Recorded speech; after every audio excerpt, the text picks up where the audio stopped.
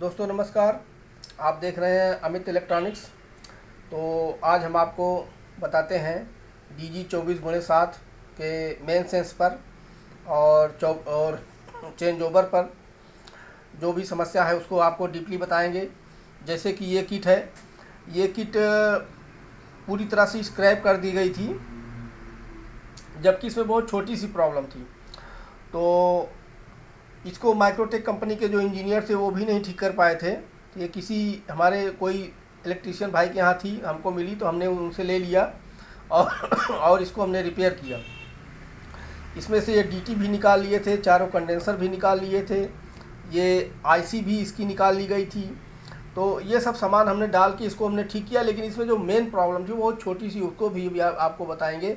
लेकिन उससे पहले आपको हम चेंज ओवर के विषय में पूरा डायग्राम में पूरा समझाते हैं।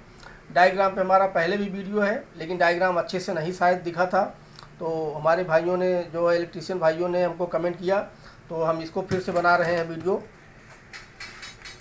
आप देखिए, सबसे पहले जो सप्लाई आती है 18018, जो ट्रांसफार्मर लगा होता है, सप्लाई उस पर मेन पे चेक कर लीजिए आप। सप्लाई 220-230 वोल्ट, फिर प्राइमरी पे और फिर सेकेंडरी पे 20-22 वोल्ट सप्लाई आएगी।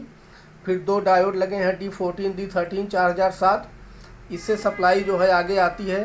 ये सबसे पहले आती है R30 पे। R30 2.2 के एक रेजिस्टेंस है जो ग्राउंड किया गया है। और यदि इसकी सप्लाई, इसका जो मान है, रेजिस्टेंस का जो वैल्यू है, वैल्यू यदि कम होती है 2.2 के से यदि कम होती है, तो पिन नंबर 18 पे जो वोल्टेज जाते हैं 2 से 4 वोल्ट, वो वोल्टेज जो है आपके वैल्यू, इसकी जैसे ही इसकी वैल्यू कम होगी, वहाँ पे वोल्टेज भी कम हो जाएगा। और यदि इसकी वैल्यू 2.2 के से ज़्यादा हो जाती है तो वहाँ पे वोल्टेज बढ़ जाएगा। तो R30 को 2.2 के लिए चेक कीजिए। फिर ये 5K का प्रीसेट लगा हुआ है। 5K का प्रीसेट आप देखिए, 5K का प्रीसेट जो है ख़राब है तो उसको आप चेंज कीजिए। 5K के प्रीसेट के बाद फिर R32 है 4.7K का, आप इसको चेक कीजिए, ग्राउंड किया गया है ये भी।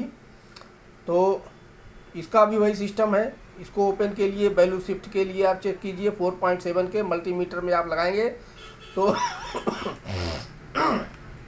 आसानी से चेक हो जाएगा। और उसके बाद ये है 4.7 MFD का कंडेंसर है, ये भी वर्क करता है तो ख़राब होता है, इसको भी आप देखिए। और फिर पिन नंबर 18 पे आप 2 से 4 वोल्ट आप चेक कीजिए। 2 से 4 वोल्ट, लगभग 3 वोल्ट के आसपास आपका मेन सेंस हो जाता है।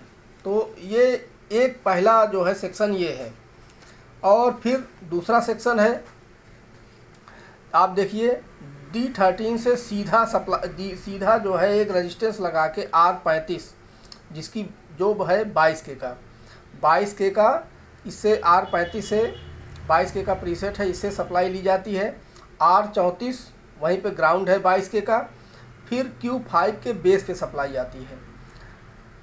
इसका इमीटर भी ग्राउंड है, 547 नंबर ट्रांजिस्टर है ये, NPN Q5 547 NPN है।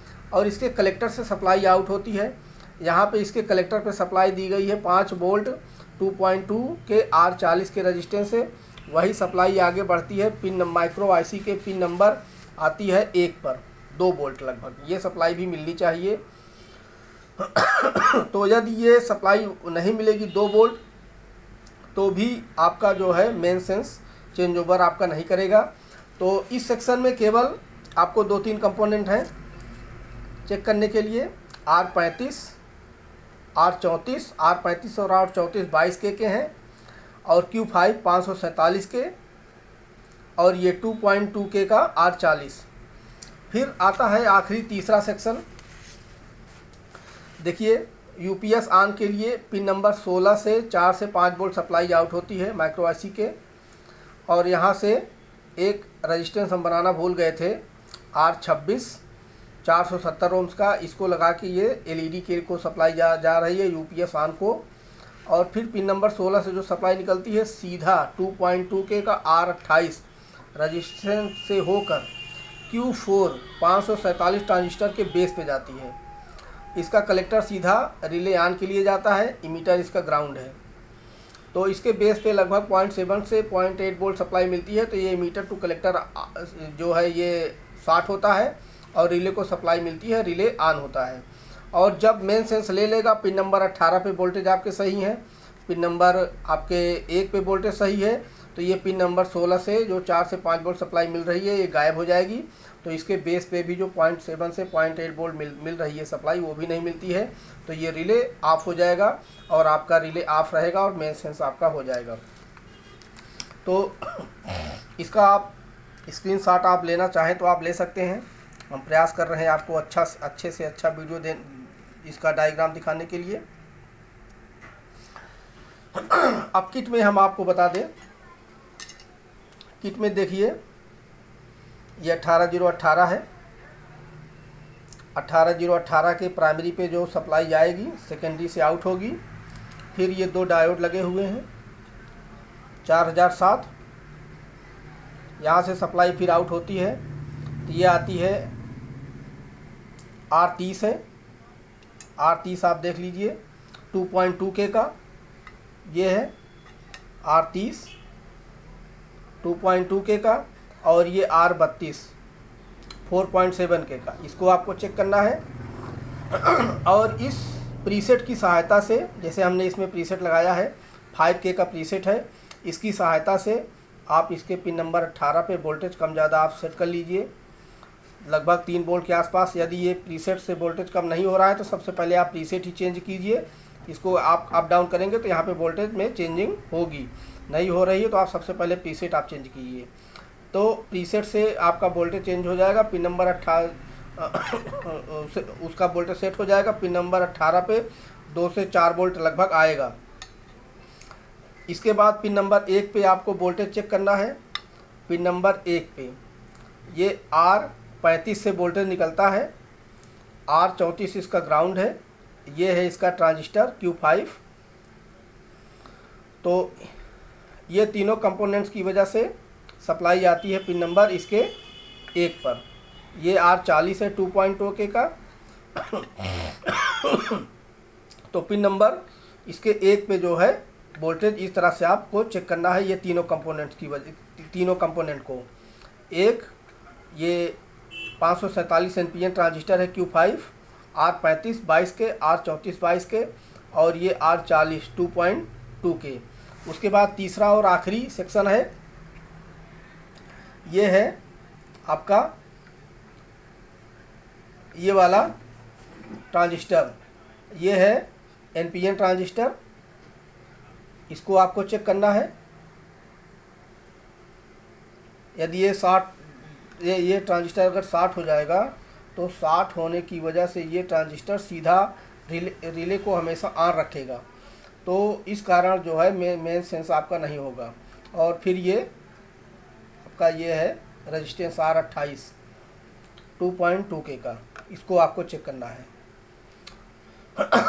तो टोटल इस किट में चेंज ओवर के लिए टोटल इतने ही कंपोनेंट्स हैं।